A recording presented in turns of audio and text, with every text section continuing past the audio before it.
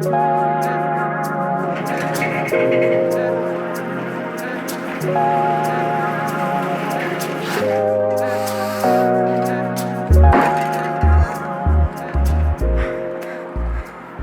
that's heavy.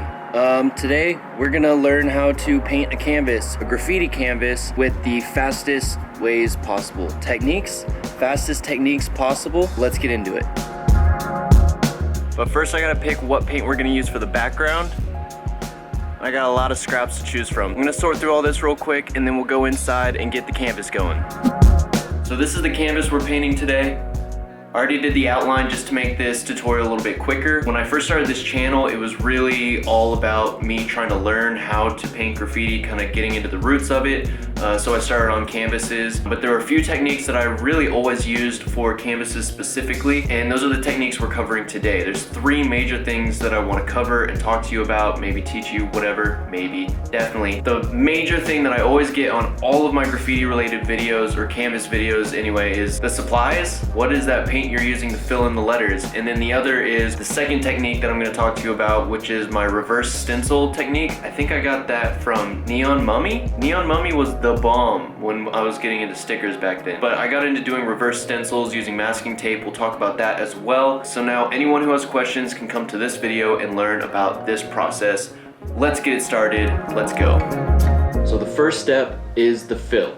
What everybody always asks me is, what am I using to do my finger painting fill? I actually learned this technique from Shiva. If you've been with me for the long run, you know who I'm talking about. He's the one who taught me this technique when I was first starting out. My first video ever was the first painting I ever tried, which was for a battle he was hosting online. But this is a quick way to fill in your letters using India ink. I have this case right here. This is my magic box where I keep all of my inks together. I'm gonna use this kind of gray tone and these yellow, little bit of orange for some brightness, and then we'll splash in a little bit of blue. I have some examples here.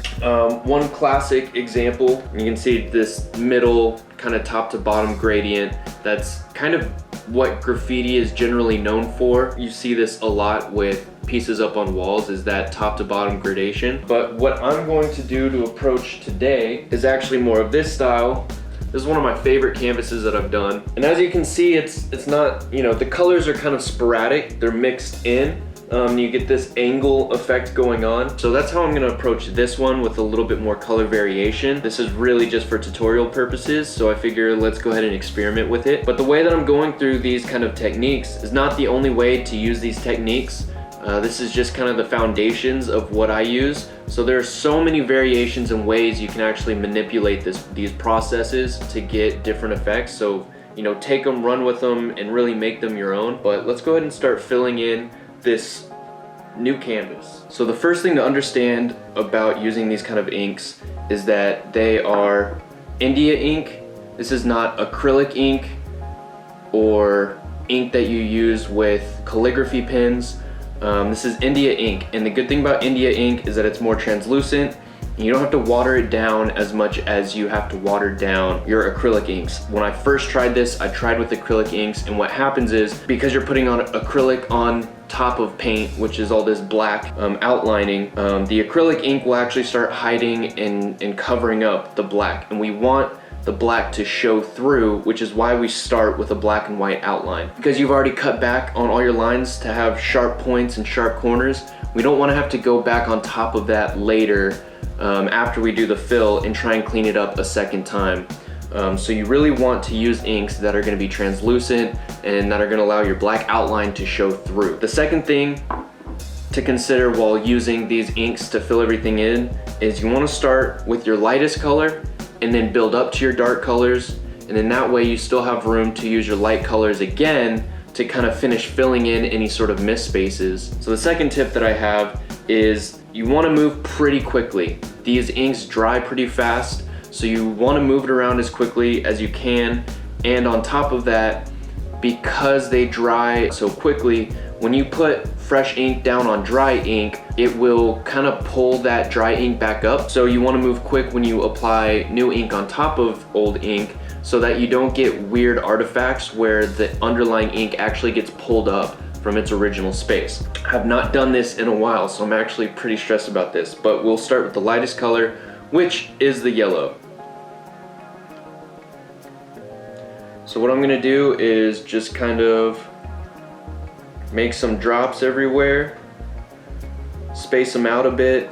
And what's nice about this process is you also don't have to worry about staying in the lines because we're gonna be spray painting over this anyway. So you can really just go for it.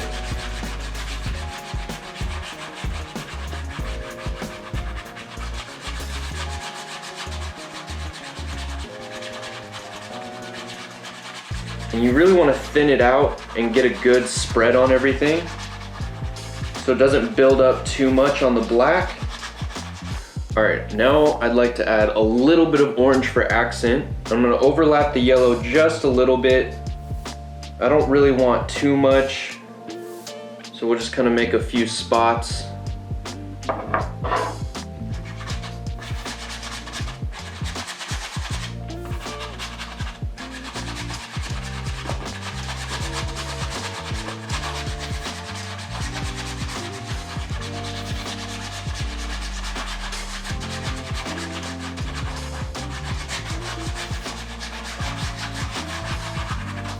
So that's looking pretty good so far. All right, so since I'm gonna use this Bombay teal as kind of an accent to complement the yellow and orange, and I'm gonna use blue as the background, I don't want too much of this in the actual piece itself, just enough to accent. So we're gonna do this last and see how that turns out, which means I'm gonna use this muted sepia tone to kind of fill in the rest of the space and overlap the yellow a bit more. And then we'll just drop in some blue in the lighter areas to accent. My dropper isn't even working right now. That's great. What I'm gonna do is just put it directly on my finger and start smearing that in.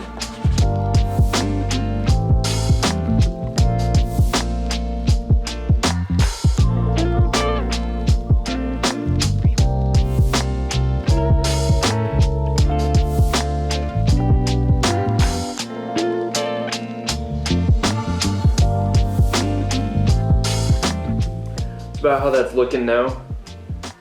And yeah, your fingers will get very messy doing this. That's kind of the fun of painting. Like if I'm spray painting on a wall, I'm getting paint all over my hands. When I'm painting on a canvas, I get the same paint on my hands. So this will be the experimental part. I left a couple spaces that are a little loosely filled in. It's mostly all filled in. But these inks, what makes them blend well is that because of their translucency, they kind of work with one another, so you can actually get pretty funky in mixing colors that don't normally mix together.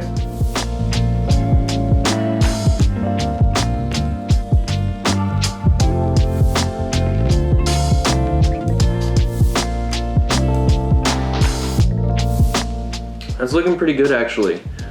So now all I'm gonna do is take my lightest color, which is the yellow, and I'm gonna go back over some of this, which will kind of bring the yellow back on top of the darker colors and kind of help just blend all of these layers together.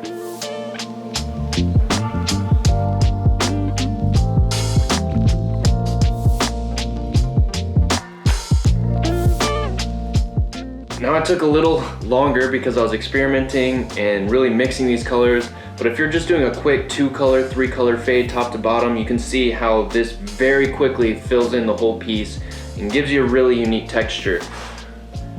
That's what we got so far. And as you can see, in all these areas, the black outline really shows through the gradient, even though we used kind of like a brown and some darker colors. And even the light colors don't really distort the black too much. The other great thing about how quickly this dries is we can very quickly move on to the second step, which is the reverse masking. So I'm gonna go wash my hands real quick and make sure I don't leave paint trails anywhere, and we'll get into step number 2. The second step is a reverse mask or reverse stencil. I just call it that. I don't know if it's actually called anything, but the trick is to use masking tape. And it definitely helps to get the widest possible because you do need to overlap each strip that you lay down on the canvas. So the less you're overlapping, the better. The more total coverage you get, the easier this whole process will be. I use this tape because one, it doesn't stick too much that it's gonna be pulling up all of your dry paint that's on the canvas. And two, it's fairly transparent, just enough so that you can at least see the black of your outline showing through. So if you have little pieces inside of your outline that you need background to show through, you can see where those pieces are for when you score the tape. And what do I mean by scoring the tape? A lot of the other questions I have asked about this taping process for the mask is, how do I not cut through the canvas once the tape is already down? And that's because you're not actually cutting all the way through the tape. You're really just scoring, which means like scratching where you would otherwise be cutting through. That edge that you're scoring or scratching into the tape is where the tape will naturally tear when you go to peel it off. So let's tape this off real quick and score the outline and get the stencil made.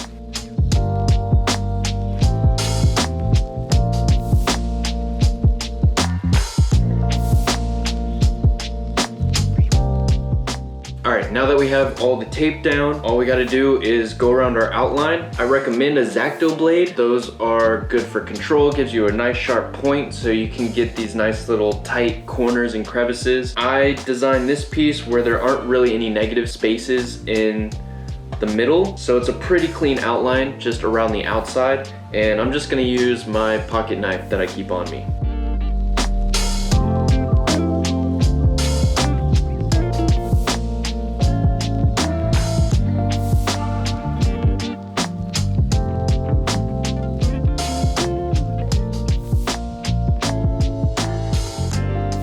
Another thing to keep in mind while you're doing this, in graffiti, you've got the element called the force field. That's just, you know, a trim of color around the outside of your piece that kind of sets it off from the background. And because we'll be putting another outline or a final outline or force field, you don't need to get this scratch perfectly along the edge. You can leave like a little bit of a gap, maybe like half a centimeter to a centimeter or two, depending on how thick you want to make your force field. But that means you don't have to get it just right. Just close to the line, a little bit off, and you should be totally fine because we will clean it up afterwards.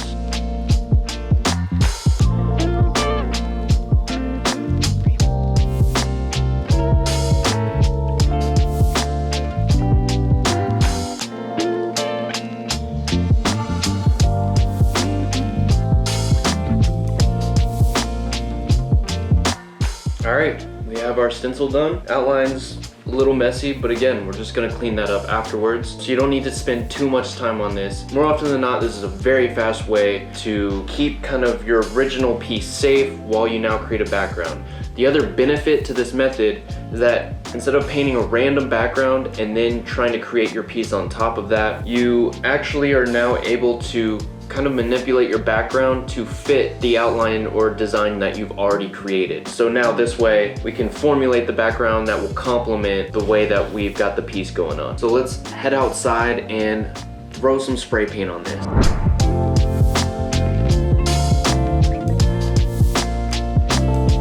I'm gonna be using a combination of Rust-Oleum, Iron Lac, and Montana. Any spray paint really works. I prefer more like matte finishes or satin because they go with acrylic a lot better in the overall finish. So I'm gonna start with black just to kind of give some depth to the color that we're bringing in. I'm gonna stick to blues to complement all the yellow and the fill. And then I'm gonna bring in some stripes of red, which will be for the third technique that I'm talking about in this video, which is the accent, sort of translucent.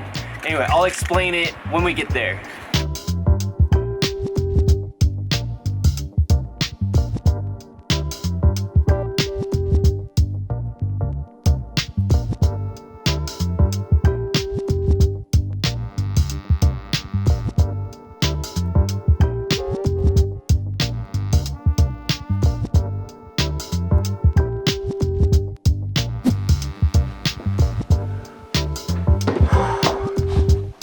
Man, well, my camera died while I was out there.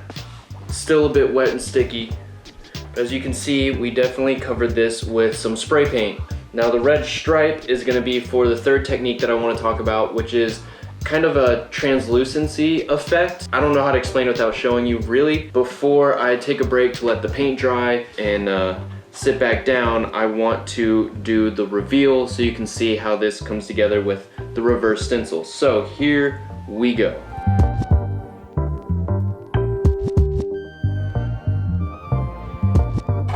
And make sure you don't leave any little pieces behind as the tape tears, especially when you have little sections in the middle of your piece. Where we now have our piece and our background. The third technique we're gonna do is carry this red through the piece to kind of tie it all together. And then we'll do our final details, highlights, force field, and all that kind of fun stuff to finish it off.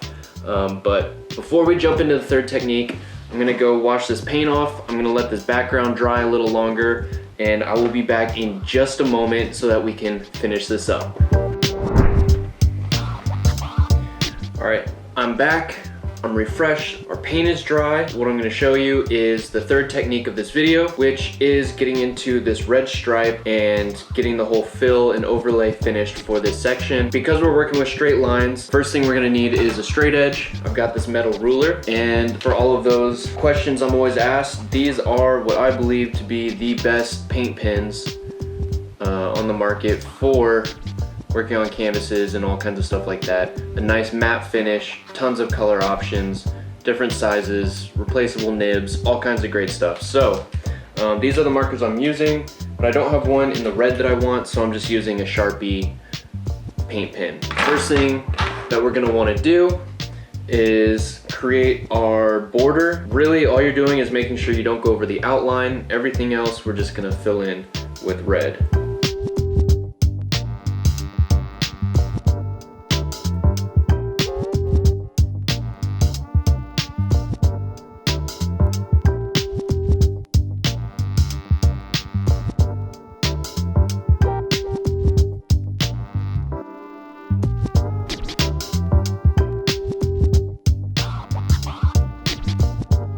So there you have it.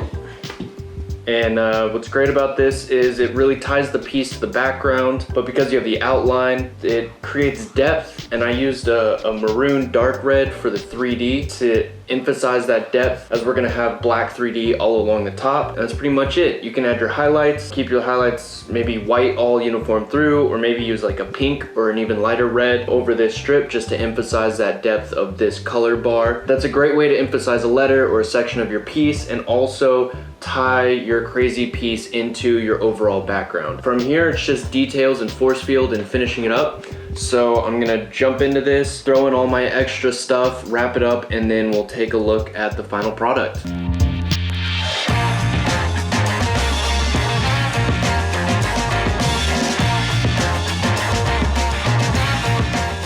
And we're done. This is, I'm pretty much calling this a day. Added some black, filled in the 3D, put in some gold in these discs in the background, so when you look at an angle, there's some reflection. Added the highlights and all the white, and then I went in and kind of used spray paint again to add these kind of red bits on the bottom. So now it's almost like the piece is kind of breaking through the red stripes, I guess. Kind of what I was going for. This is my entire method since like day one making canvases. I try and bring brushes and acrylic with brushes in now to kind of get a little more techie with things, but if you're just trying to turn around some numbers and practice more focus on style and lettering, this is a great way to just kind of make them look finished and knock them out real quick. So this canvas, not really my favorite, little too many colors, and then this canvas, this one's definitely my favorite, but these two and a few others are gonna be on sale in my shop on my website. So if you're interested in owning this piece or some other pieces, or you want me to paint a piece with specific colors or something, I'm not opposed to doing some new work. So that's it. Thank you very much for watching. I will catch you next week on Sunday in a brand new vlog video. Peace.